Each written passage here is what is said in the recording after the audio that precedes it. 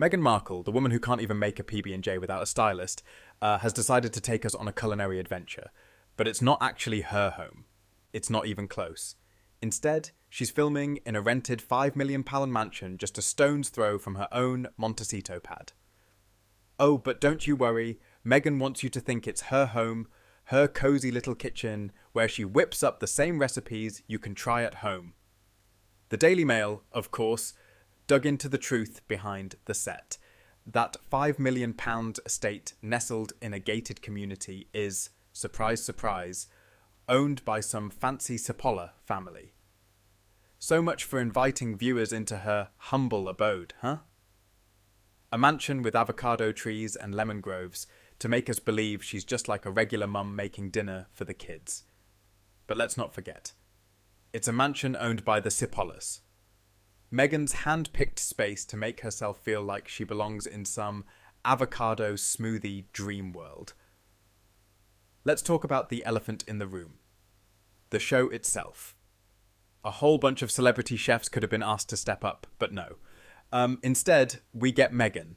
You know, the same woman who can't remember her own children's names without a cue card.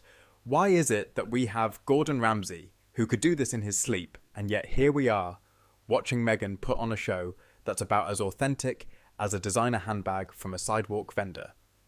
And honestly, who wants to see Meghan Markle slinging pots and pans in a rented mansion? The woman who can't even boil water without a crisis? I mean, sure, she might look cute in her £600 pans, but if I wanted to watch someone ruin a perfectly good recipe, I'd just tune in to Kitchen Nightmares. Imagine Meghan trying to survive on Gordon Ramsay's Kitchen Nightmares. She'd probably be crying in the corner, demanding Harry kick Ramsay out. Oh wait, would Harry even be around?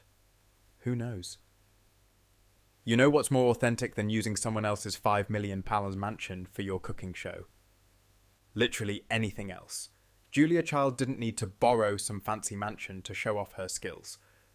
Nigella Lawson didn't make us believe her kitchen was something out of a Beverly Hills fantasy. But here we are, with Meghan in her rented mansion acting like this is where she's been cooking her whole life.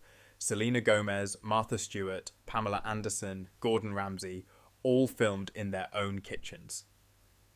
The trailer for the show was so cringe it could have been written by an AI. Watching Meghan try to act like the relatable supermom who whips up a dish for the family is like watching a cat try to do ballet. Not buying it. And the cherry on top, Mindy Kaling calls it one of the most glamorous moments of her life. Did I miss the part where acting completely out of touch with reality is considered glamorous? Gordon Ramsay's probably biting his tongue, holding back tears of laughter, imagining Meghan in his kitchen. He's got better things to do than give advice to someone who thinks cooking is all about flowers and fawning over how genuine everything looks. But here's a fun thought. If he ever got to critique her, I'd pay good money to see him yell, "The chicken is raw, woo!" while Meghan tries not to burst into tears.